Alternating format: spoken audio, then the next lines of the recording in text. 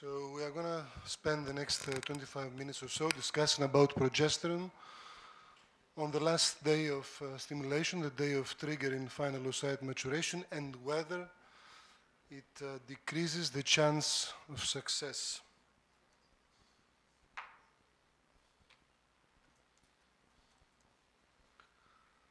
So we are all aware of the association between the LH surge and the rising of progesterone. This happens in the middle of the cycle. It's the signs of the ovulation. Unfortunately, this association also is operative in ovarian stimulation for IVF. So when we started using gonadotrophins for ovarian stimulation in the early 80s, there was no way to inform the human body that the woman is undergoing an IVF cycle. The human body just understood that there were high estradiol levels and, of course, trigger the mechanism for ovulation, LH rise and progesterone rise. This occurred in about 20% of women and led to cycle cancellation and retrieval of no oocytes. So progesterone in those days started to have a very bad reputation. Soon after, in 1984, the game changed and the GnRH analogs were introduced in ovarian stimulation for IVF. This significantly decreased the proportion of patients exhibiting LH rise and progesterone rise to approximately 2%.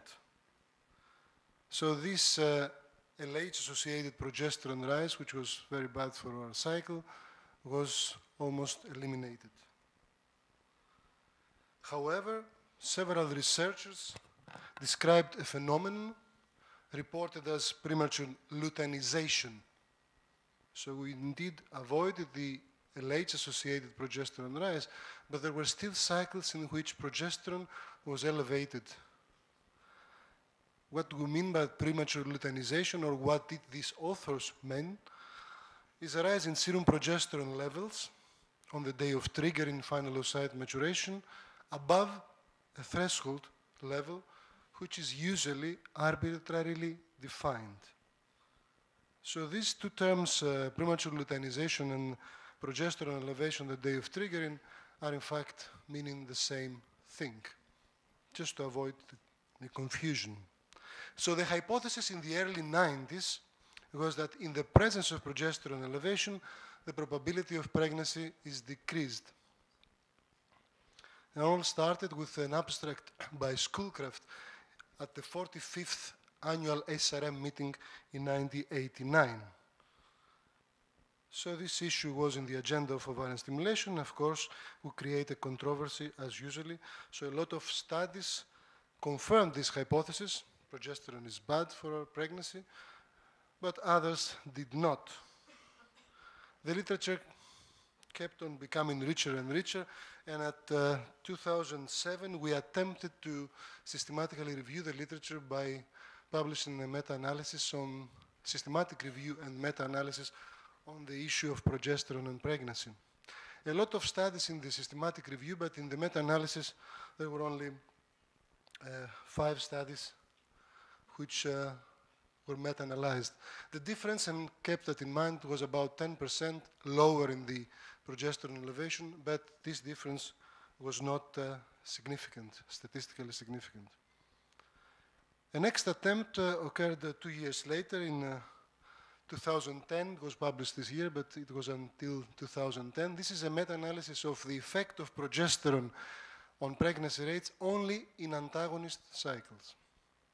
Again, very similar difference. This is the absolute risk reduction, 9% in the patients in the cycles which exhibit progesterone rise on the day of ECG. The thresholds used for this purpose were about 1.1, 1.2 nanograms per ml for all these studies. Now, both meta-analyses, which were both published by our team, supported that progesterone elevation is associated with more oocytes and higher estradiol levels on the day of ECG. At the same time, it was not associated with a total dose of FSH or the duration of stimulation.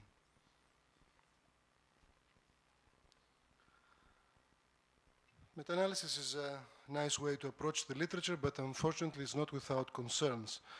So we know that this pooling of data was about different patient populations, different stimulation schemes, different kits used for progesterone evaluation, and certainly different definitions for progesterone elevation. Moreover, the sample size in this meta-analysis did not allow for enough power to permit exploratory analysis, meta-regressions, etc. So unfortunately, there were some problems. The issue today of progesterone elevation and its effect on pregnancy is not still resolved.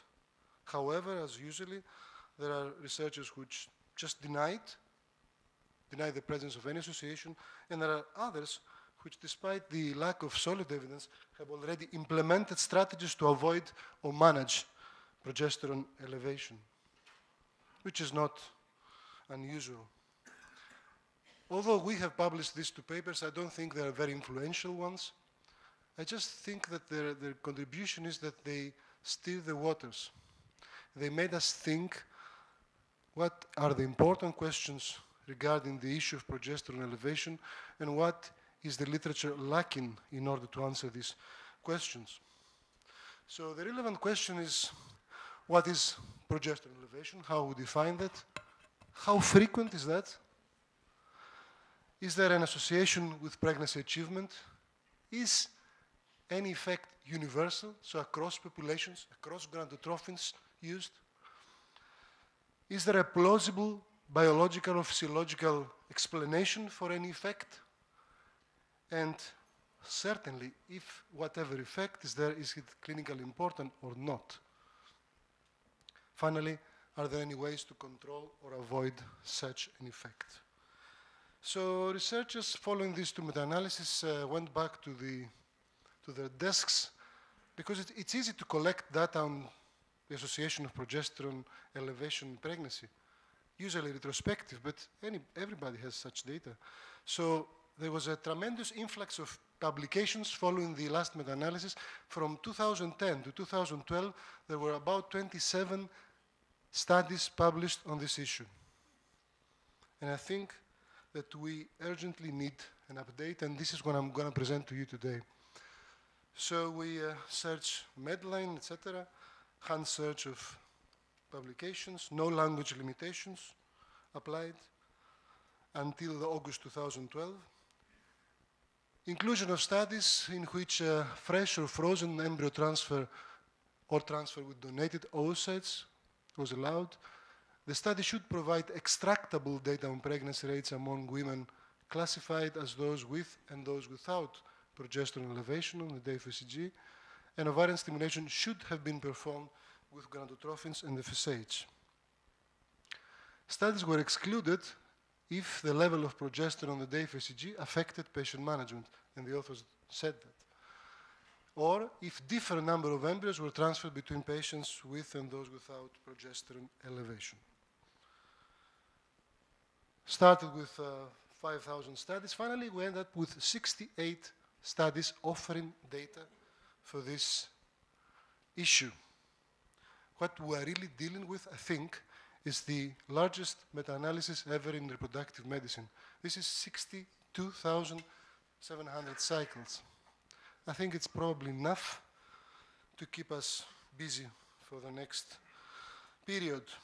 So 63 studies or data sets in fresh cycles, about 54,000 patients, 7,000 patients in FRET cycles, and about 1,300 patients in donation cycles, offering data to answer the questions we are interested in. So how is progesterone elevation defined? It appears that our understanding of what is progesterone elevation has changed throughout the years. So this is the period from 90 to 99, 2000, and 2000 until today. And you see that in the early days, the most frequent definition of progesterone elevation included a progesterone threshold of more than 1.1. But this has changed as we come to the present time. So this is less and less frequently used. On the other hand, 1.5 nanogram per ml is more frequently used nowadays than in the past. Now, how frequent is progesterone elevation? What we are really talking about? Of course, it depends on how you define progesterone elevation.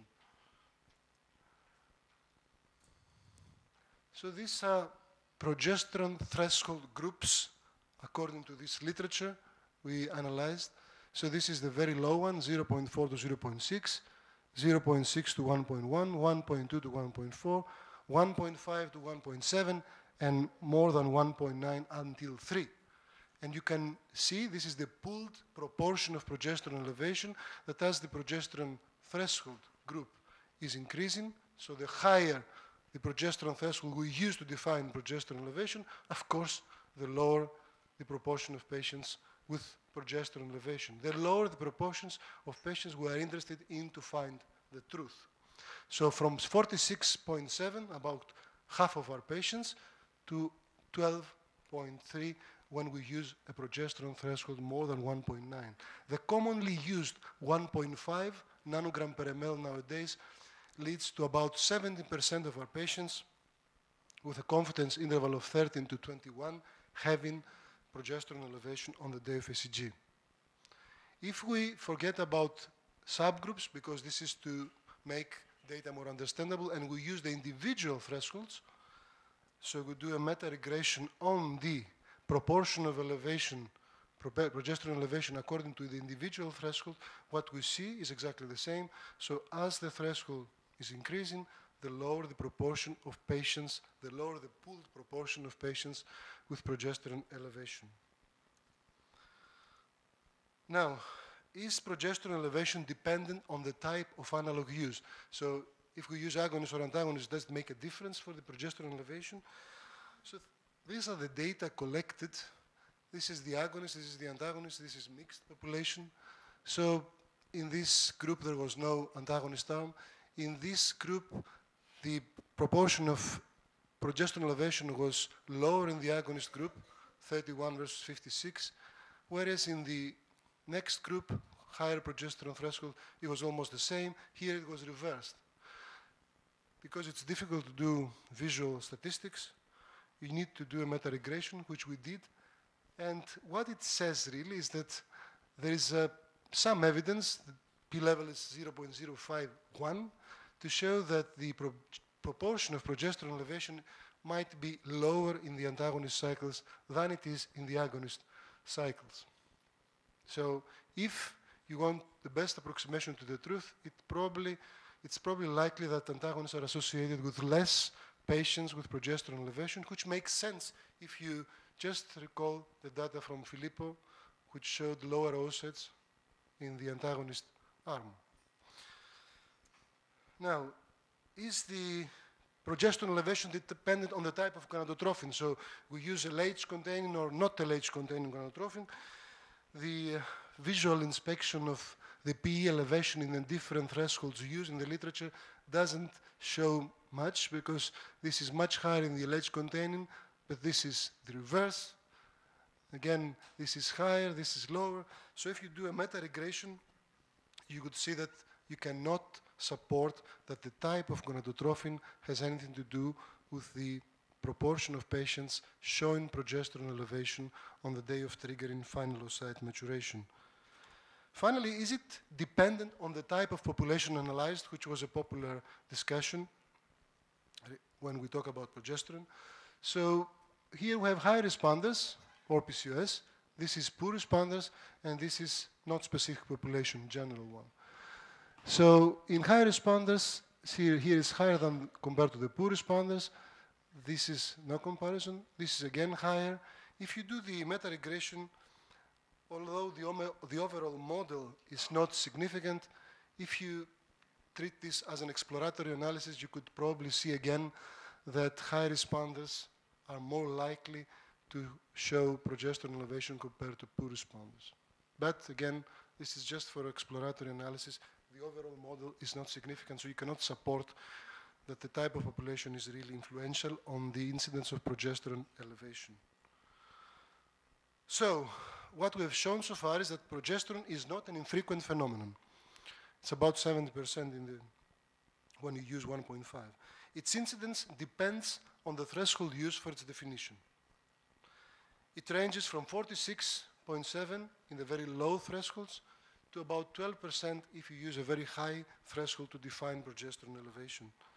For the commonly used, nowadays 1.5, the incidence is about 17% of our patients will show progesterone elevation. And there is some evidence to support that elevation of progesterone might be less frequent in antagonist cycles and might be high as compared to poor responders. Now, we come to the important question, which is, does it have an effect on the probability of pregnancy? So is progesterone elevation on the day of triggering altering the probability of pregnancy? So these are the forest plots we have created in the different progesterone threshold groups. And these black symbols are the pooled or the odds ratios. And you can always see that in all charts, it's left to the line of 1. So there is always an effect against progesterone. This effect is always statistically significant, with the exception of the first, the very low threshold group, which is just reaching significance, perhaps due to the fact that the study number is smaller.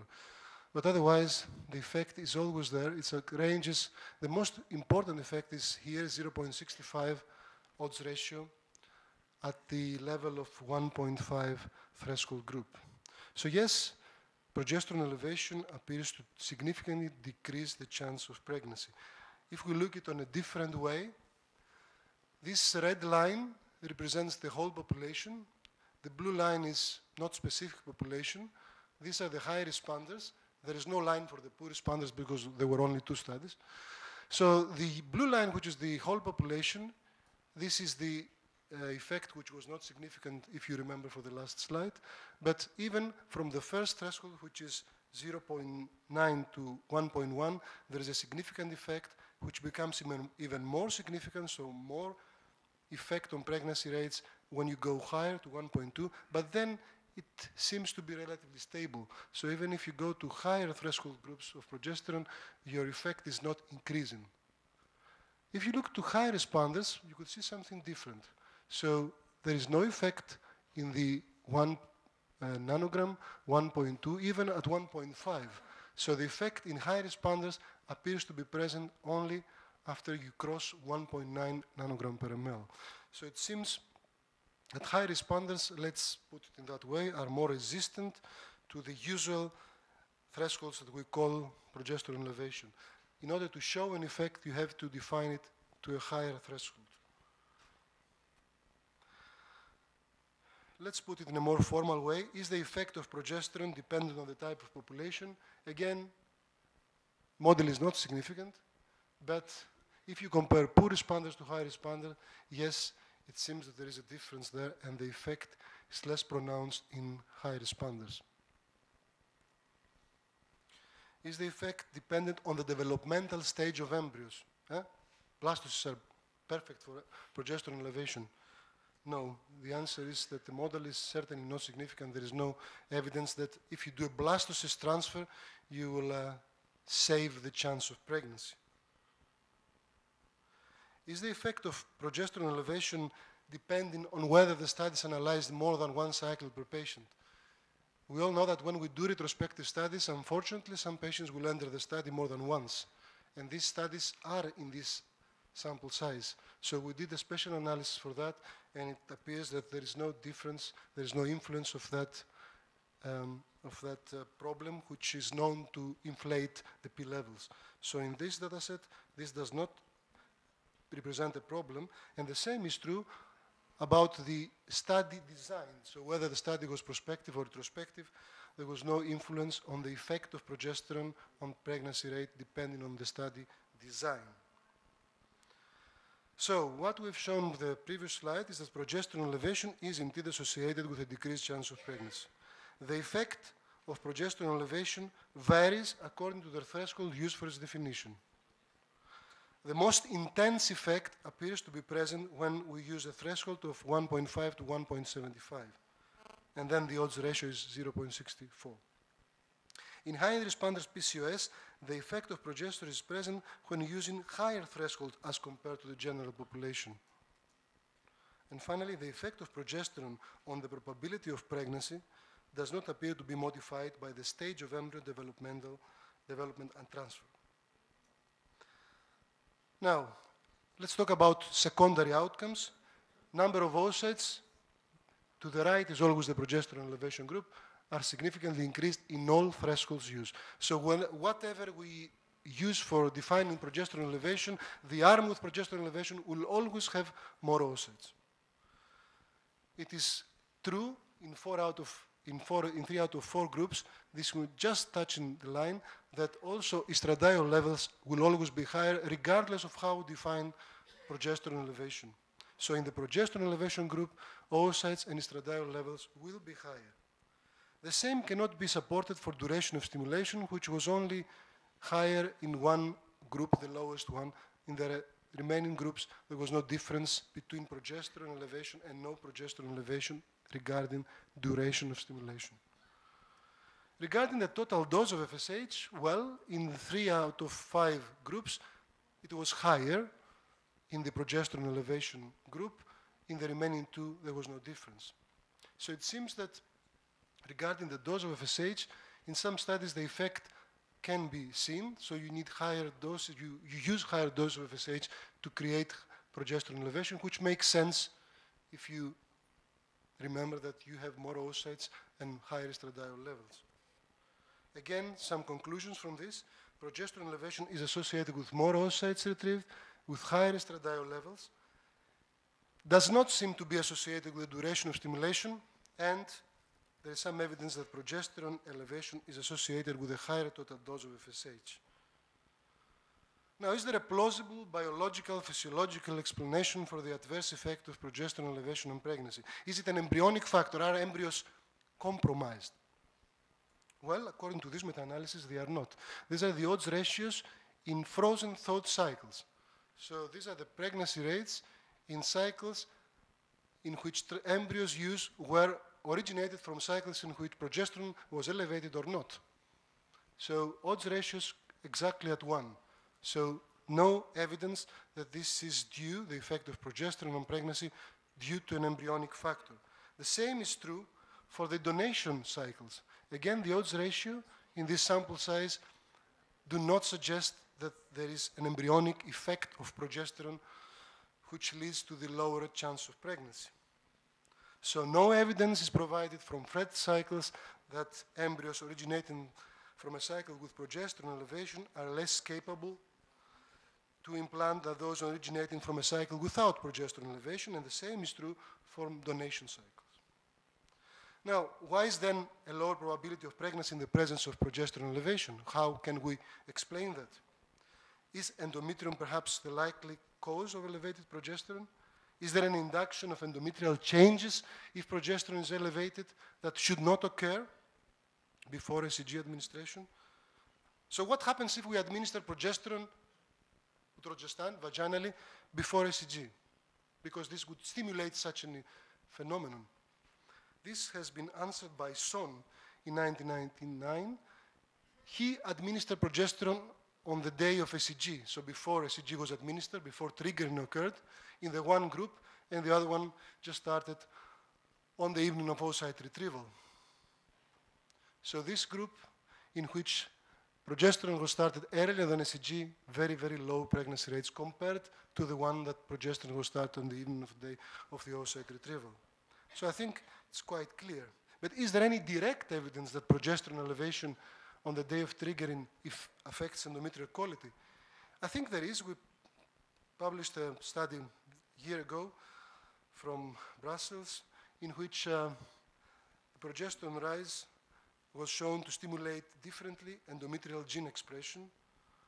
And if you divided patients in different groups of progesterone, then you could see different genes being expressed, which means that this elevation affects endometrium at the molecular level. So it is likely that an adverse effect, what we have observed in this meta-analysis, is probably due to an endometrial effect. Now, I think what is more important for all of us is whether what we have observed is clinically important or is just a theoretical discussion. In order to do that, to understand what this odds ratio 0.64 means, we have to transform the odds ratio to something more clinically interpretable, which in this case is the pregnancy risk reduction. So how lower the probability of pregnancy becomes. And we did that according to the Cochrane methodology. So on the left, we have a chart.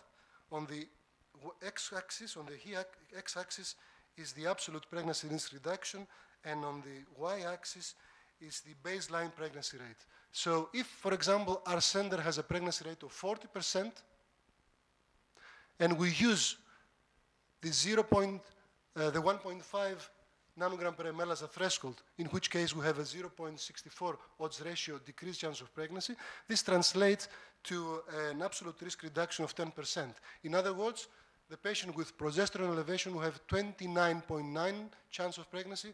The one without will have 40% chance of pregnancy. To make it even more clear, if you go to the number needed to harm, you need to treat about 10 patients with progesterone elevation to lose one pregnancy. I will make it more simple. The expected pregnancy rate in the IVF population with a baseline pregnancy rate of 40% according to different progesterone elevation rates when we use a 1.5. So we use 1.5. We have in our center 40% pregnancy rate, but we don't know what will be our rate of progesterone elevation. So in this case, if we have a 40% chance of pregnancy, our pregnancy rate in the IVF center will go down to 38.5. So if we ignore progesterone, say, oh, okay, we will do transfer to all patients, from 40%, our population will go to 38.5. The lowest can be about 37, the maximum 39. So this, it's up to you to decide if this is clinically important or not. Finally, to make it even more simple, if we do 1,000 cycles per year, and we have a 40% chance of pregnancy, and we use a progesterone level 1.5 to define progesterone elevation, then if progesterone elevation is 5%, because we don't do hyperstimulation, we do mild stimulation, we are careful, then we lose 5 pregnancies, so we expect instead of 400, 395. If we have a progesterone elevation of 15%, which is what we expect, then we lose 15 pregnancies per year if we do 1,000 cycles. In other words, in IVF unit with 1,000 cycles annually and 40% pregnancy rate and a 17.2% of progesterone elevation, we'll have to monitor 1,000 cycles because we have to assess progesterone in 1,000 patients, to intervene in 172, which is the patients who will have progesterone elevation, to potentially gain 17 pregnancies. And what does potentially gain means? What are we going to do to gain these pregnancies?